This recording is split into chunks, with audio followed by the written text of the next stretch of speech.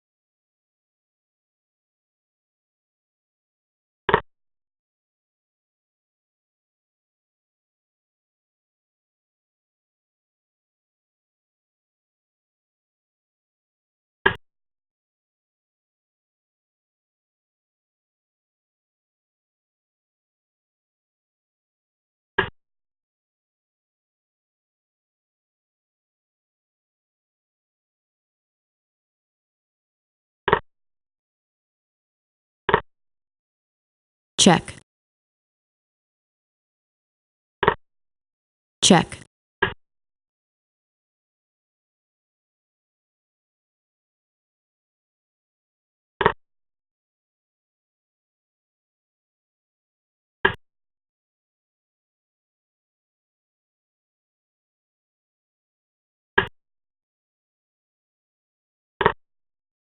Check.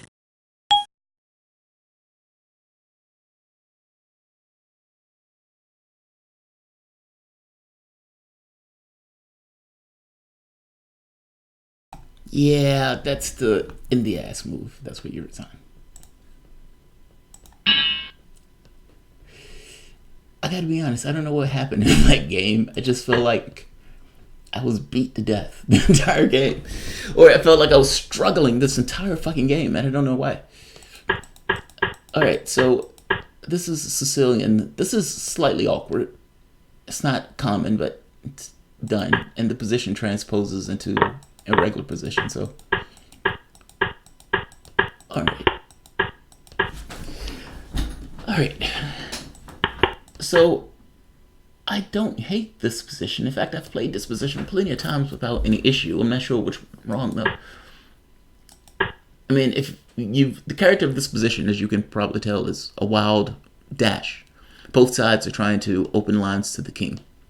Because both sides, think of it as, if both of you were on the king side, you don't necessarily want to expose yourself. So the character of the position is a little bit different. You're playing in the middle, you're playing on the sides. Or if you're playing on the king side, oftentimes it's done with pieces, not necessarily with pawns, because you don't want to expose your king. In a situation where you're on two sides of the board, meaning both wings are taken up. One guy's on the queen side, the other guy's on the king side. You have open room to allow your armies to just go nuts. Go bananas! Rip it open. Because that's what you want. You want to expose this king side. And you're doing so in a way that doesn't expose you at all because this is on your queen side. That's not perfect logic, by the way. It's chess. There's always, it's not really a perfect logic thing. I mean, even in those situations, I've seen games where a person exposes their king side and eats the person alive using the king side that's been exposed to go after the guy who is hiding on the queen side. So that's not an absolute. But in general terms, it's a wild knuckle fight. It's a brawl.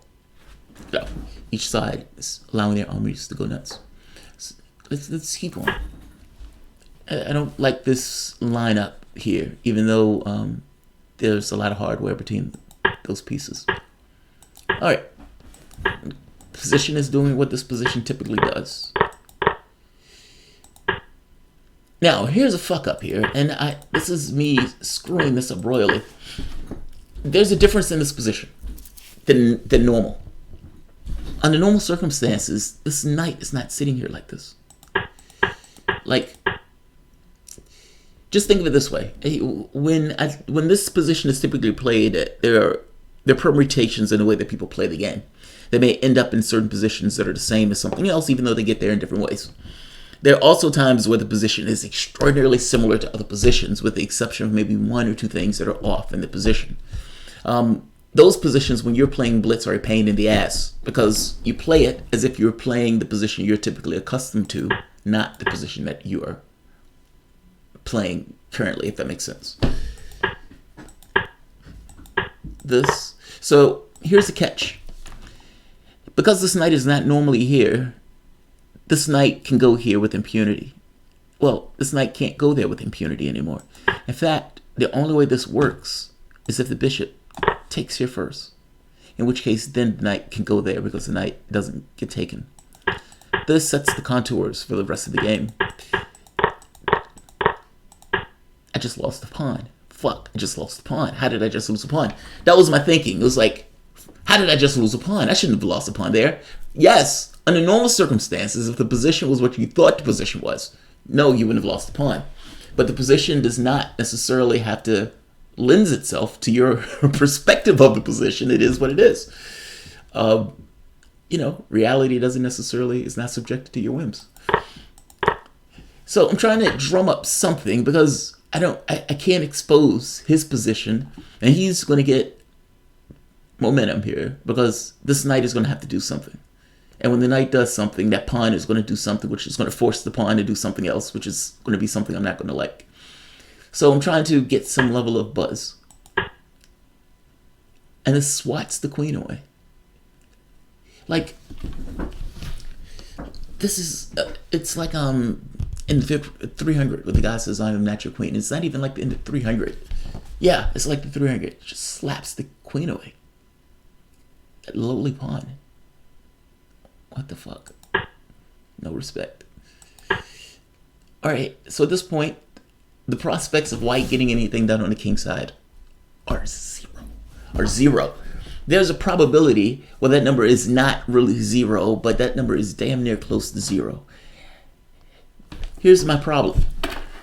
The black bishop that was supposed to be here, that had been given away, that controlled these squares, no longer control these squares. This knight can sit here with impunity forever.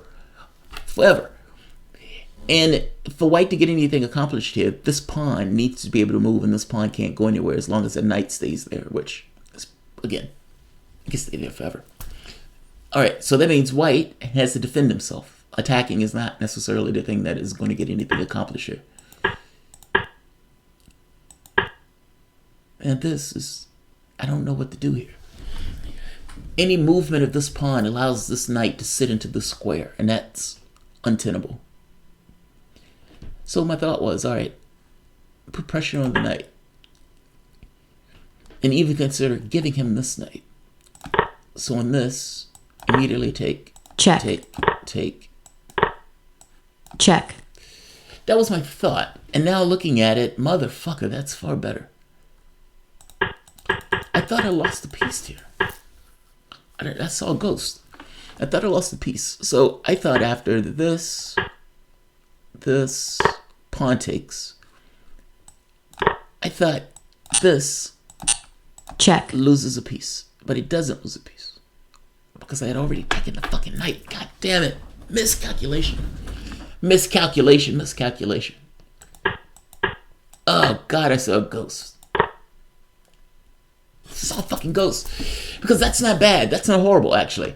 I mean, that would mean that this bishop going here was right. The logic behind it was right. Put pressure on the knight. You got to get rid of the knight. You can't allow the knight to settle into the square. That was the thought. Follow through with your thoughts, man. Because knight does exactly that. Yeah. I saw a ghost. Check.